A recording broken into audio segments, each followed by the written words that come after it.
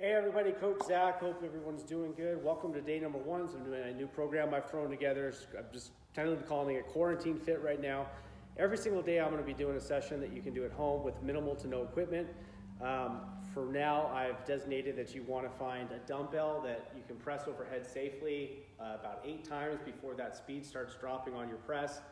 And then you're going to take 2 dumbbells, which are about half that size, and we're going to use that for some upper body cardio that I learned from a gentleman named Graham Wheatcroft out of England.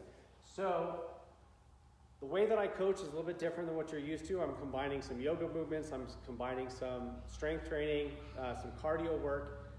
We're going to combine it all into one session to reap as much benefit as we can in our little time that we have to train, especially right now, while we're managing our emotions and our health, okay? This program is designed to make you strong. It's designed to make you healthy. It's designed for the beginner and for an intermediate who has never learned proper exercise technique. I'm going to be breaking down every single exercise and how we learn them for optimal performance and optimal safety and health. So let's get going here. Okay, my session today, we're going to always start with some sort of a movement preparation to see how my body's feeling and to check in and see where I need to focus on. So what I'm going to target today is I'm going to use a yoga movement called a sun salutation. It's a series of postures. I put a twist on them. I do them a little bit differently. And as we go step by step, I'm going to show you each little modification you can do to make a sun salutation work with your body. Then we're also going to do some active self-massage to release tension. The goal here is that I'm trying to increase my active range of motion that my body's capable of when I start my strength training. Over time, I'm going to learn to solidify that range of motion. So now, not only am I making my body stronger, I'm making it more mobile, aka flexible, and I'm going to be making it healthier and far more resilient. So I'm going to be combining everything at once. Here's how the sun salutation works. We're going to go through one series, then we're going to do some soft tissue work on ourselves. Start down here. This is going to be moving with the breath. A lot of people do this in different breathing sequences. I'm going to do the most simple approach I know. I'm going to start here. I'm going to inhale. Exhale. As I come down, I'm widening my arms like I'm reaching out as far as I can. And then this is where I get a little creative with it. This is my first twist I like to add to it. Palm up, looking at palm up. This back one's going down like you're trying to do the old Bengals Egyptian walk. Other way. A couple of those with the breath. And I'm really reaching out. I'm trying to elongate my arms. Okay, I'm going to finish my exhale. I'm not going to force my toe touch. A lot of people are tight here, so we're just going to do an easy round of breathing.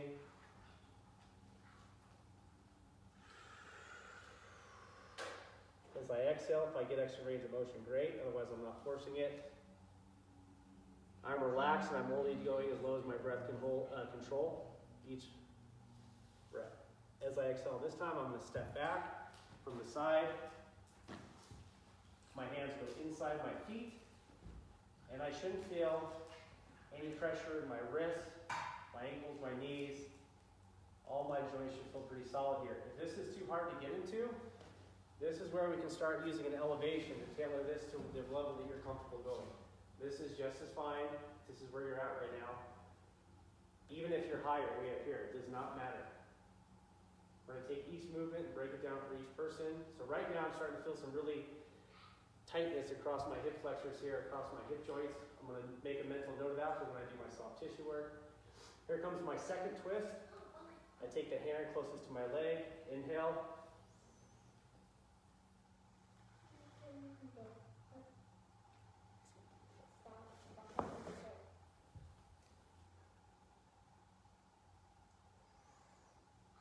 Exhale.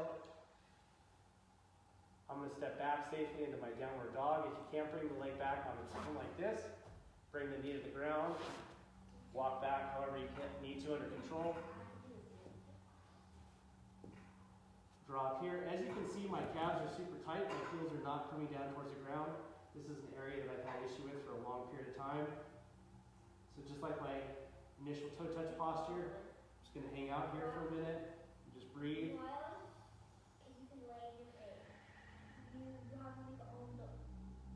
Coming into what we call upward dog. Again, if I have to, I can set my knees down. elongating my spine. I don't want to think about cranking my back. I'm trying to get long, like I'm wrapping around an invisible ball. Here comes another rotation. Inhale. I'm going to turn my head and I'm going to try to look to my opposite heel. Other side.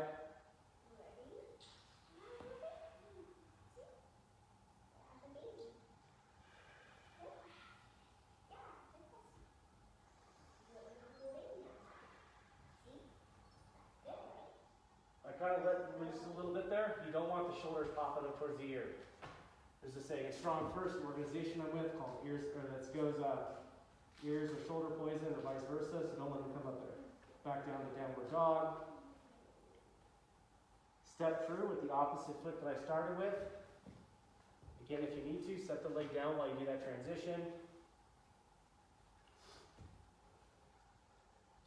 Shoulder down and back. Going to move this hand with breath.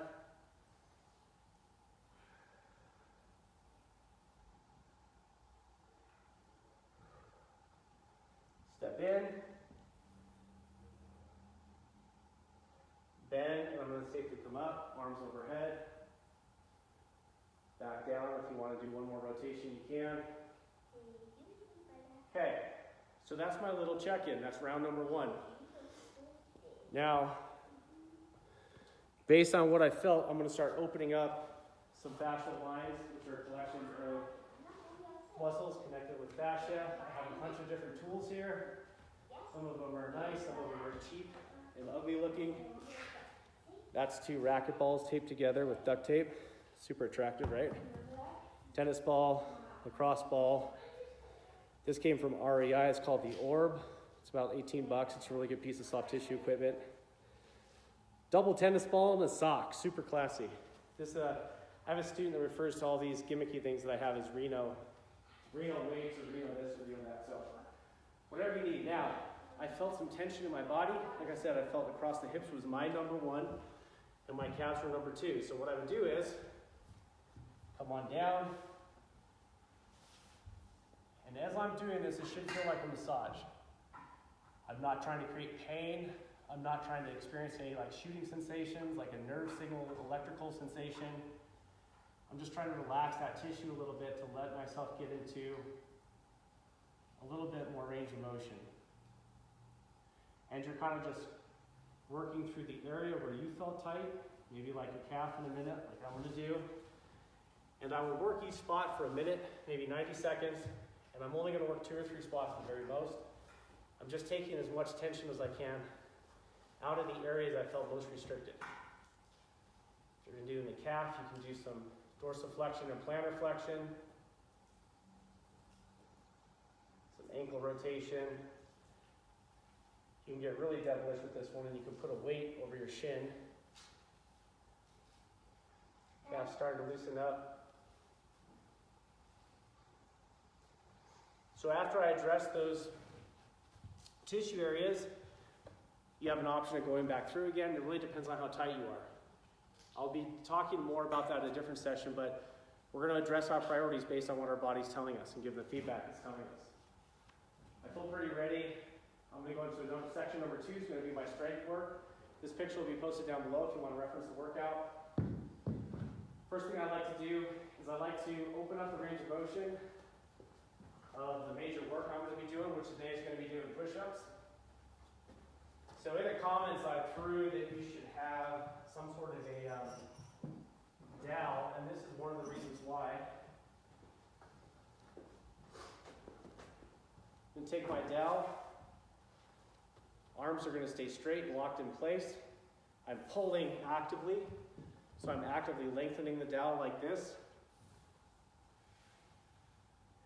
As I come back, I'm just going to hold here, and I'm going to continue to pull gently. I should be able to I should be able to breathe deeply with my chest up, and my head up, and my hips under my shoulders. I don't want to be rounding my lower back to make this happen. I want to be right here. This might be too intense for some people's shoulders. Okay, we can walk the hands in a little bit.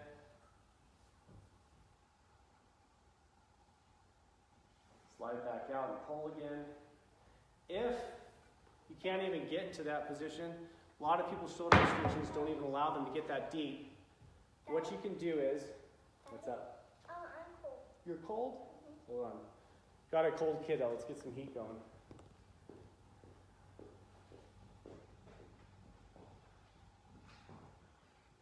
Okay?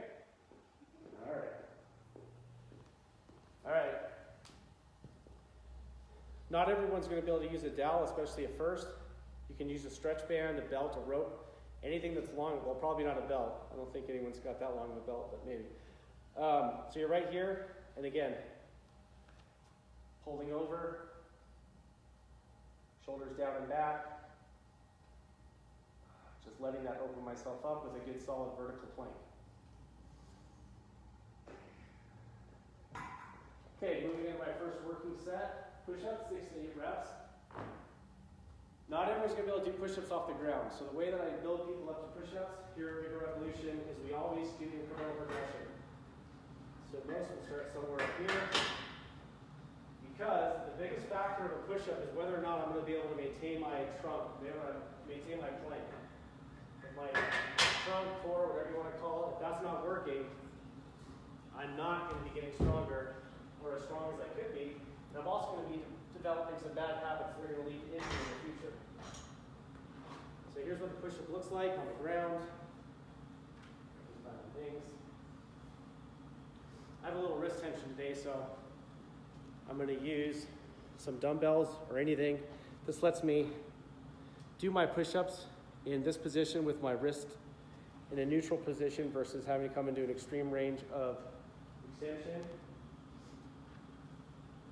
About a 45-degree angle with the handles, maybe a little bit less.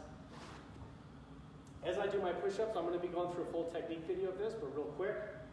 On my way down, I'm trying to load up my lats like I'm doing a row. So I'm trying to make my lat muscles as tight as possible. Load up tension. As I push, I'm going to be thinking about pushing from my armpits. So I'm trying to crush my armpits and bring the bar or the floor, whatever I'm holding, together like this.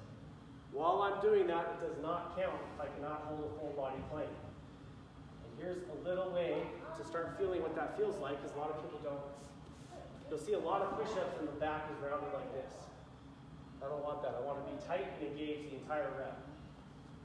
So a way to start to feel that is if you have a yoga block or something that provides the right amount of thickness, you can throw that between your legs. This looks kind of silly, I know, but whatever. I'm going to crush with my thighs, and as I do that, that makes my plank a lot tighter. So I'm here, I'm tight, I'm engaged, rolling my body down, pause, explode back up. And as I do that, I'm going to be crushing those. If that's way too light, use a backpack safely. Or in my case, I have some plates here. We can start to add a little bit of load to it. So I want to be finding that 6 to 8 rep range for now, or using a height. It's going to give me about the same, 8 to 10 reps, somewhere in that vicinity. Here, tight, engaged.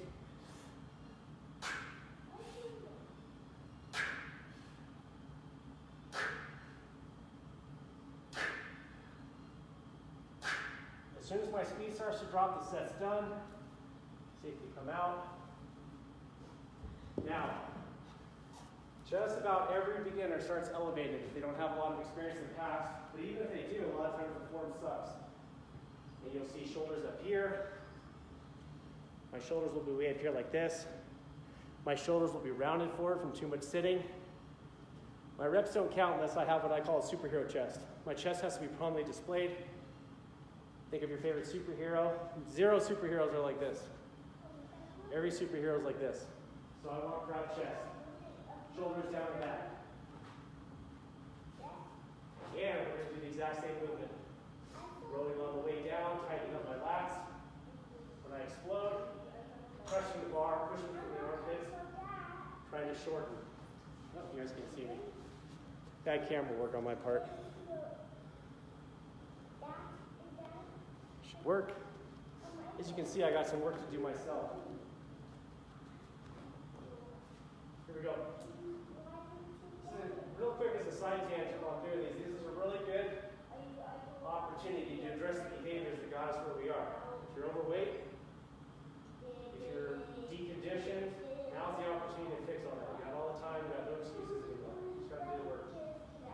Bending, breaking, pulling, lats tight, pushing from the armpits, exploding back up. Okay? I'm going to pair that with a squat. There's a movement called a, I didn't go through this one up here, I'm sorry, I forgot. I'll demonstrate this one and I'm going to use that in place here. So my third exercise of my strength circuit is going to be a supine squat. This is awesome to use with a stretch band or a rope.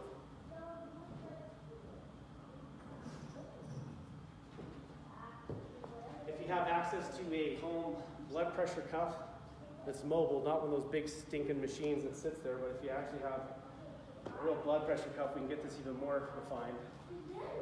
Try this one. Very few people can execute this the first time they try it. I'm going to use the ground to give myself a little bit of feedback. And I'm going to let my hips, tailbone come up just slightly.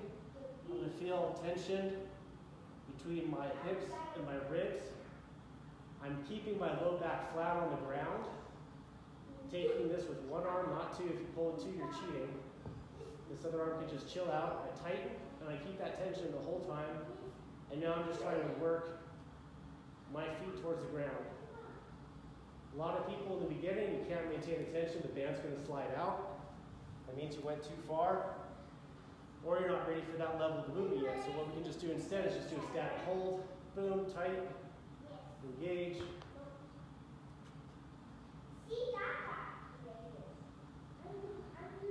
The further my foot goes from my body, the more tension is required here. And eventually I build up my capacity to be able to do a double leg squat on the ground. Awesome tension activation there. Gets me ready to squat, make sure everything's coordinated and moving right. For the squats, you're going to use 1 to 2 of your dumbbells. I'm going to demonstrate with the kettlebell. In my instructions, I said you need a, oh, my one thing's all off. I've been headless on my business page the whole time. Rookie mistakes. That's what happens when you procrastinate learning all this awesome modern tech, right? Okay, here we go. That's too high now.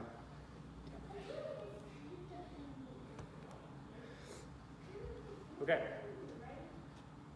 So I'm going to be using the dumbbell, or in my case the kettlebell. That's the equivalent of my 8 rep overhead press max. And I'm just going to perform 5 squats with a small pause in the bottom. We're going to go on to the squat tempo technique in a different video. Here, hold myself down, get as low as I can go without my back rounding. Back up.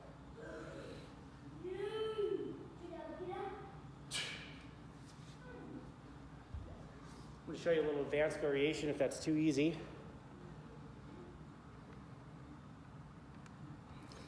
I also demonstrated with the dumbbell since I said grab a dumbbell.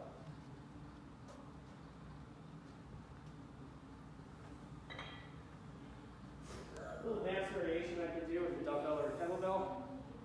What I call an agnostic preacher curl. So I can try to be clever and funny. Pull down.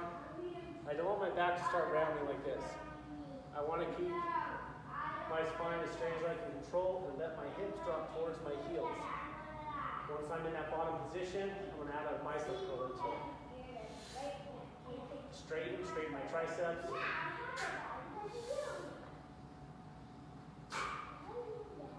One or two, 3, we get a little burn, come back up. That's a little bit more advanced version with a little more hold in the bottom if you're just starting out. Here, good superhero chest again. Abs perfectly tight. Make sure you hold that bottom position with full ab tension. Back up.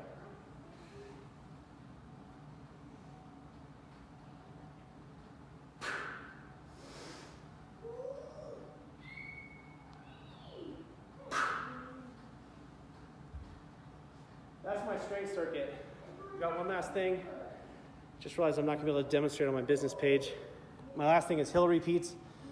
I'll share the rest of this video, much better video on my personal page. I'll share it on my business page and that. Post your questions, comments below if you're watching from that stream. Now to do this hill routine, you're gonna need an incline that you're gonna sprint on. Excuse me. And this is gonna be based on your level. I'm gonna use a Stairmaster because that's what I have handy. Guessing there's not a lot of Stairmasters out there right now since most gyms are closed.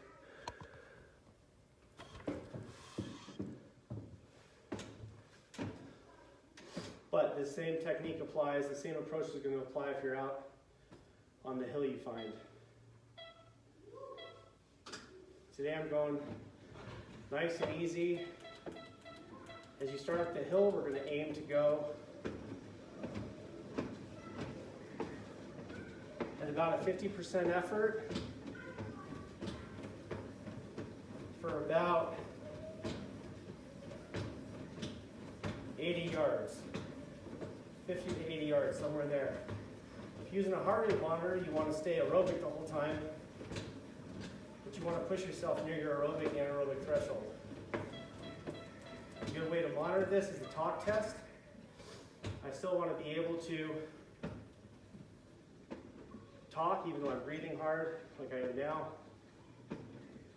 Now, obviously, if you're on a hill, you're going to be walking back down. I guess I could try to walk down the yeah, I've never done that. That could be a funny Facebook Live video. We'll save that for another day before I start hurting myself on Facebook Lives. So you walk back down the hill at a pace that allows you to catch your breath. If you use a heart rate monitor, you want to drop back down to about 120 beats, maybe 125. We'll talk about heart rates and how to calculate it in the future. And you're going to do your next hill repeat, going back up.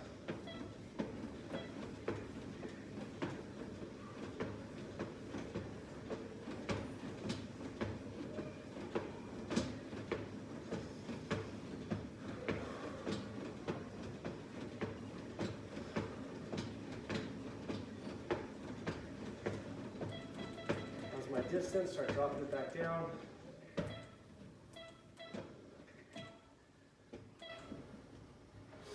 And done. All right, that's day number 1. Hope that makes sense. Please post your questions and comments down below. If you're super restricted, spend a little extra time on the mobility work. I'm going to be giving some resources in my group, my free group, that allows you to track all this for yourself, determine what positions are best for you, and what movement postures are best, what variations of exercise will be most effective. After the movement press, you're doing up to 6 rounds of that strength workout. The dowel band behind the back, followed by push-ups, followed by the supine squat. I'll demonstrate the supine pistol next time, so I made a mistake. 5 squats using that dumbbell. Adding the curl optional if it's too easy. After you do up to 6 rounds, and you're stopping the rounds when your overall fatigue starts to mount. You want to leave these sessions feeling good. So you're not trying to fry yourself. You're not trying to be a big puddle of sweat. Challenge yourself, yes. But again, this is about building up strength and resilience. After that, do a little cardio routine and boom, you're done. That's day number 1. I have the link for my body transformation group. All these files are going to be going in there so you can track all this for yourself. And we'll be doing something every single day. So follow along. If something doesn't make sense or doesn't feel right, do not hurt yourself on this. All these are the basic movements I have to be really well versed in to have overall body strength, really good physique, and to be really healthy and athletic. Build up your capacity slow if you're in the beginning stages. It's not a race. We're trying to build ourselves back up. Make a great day, everybody.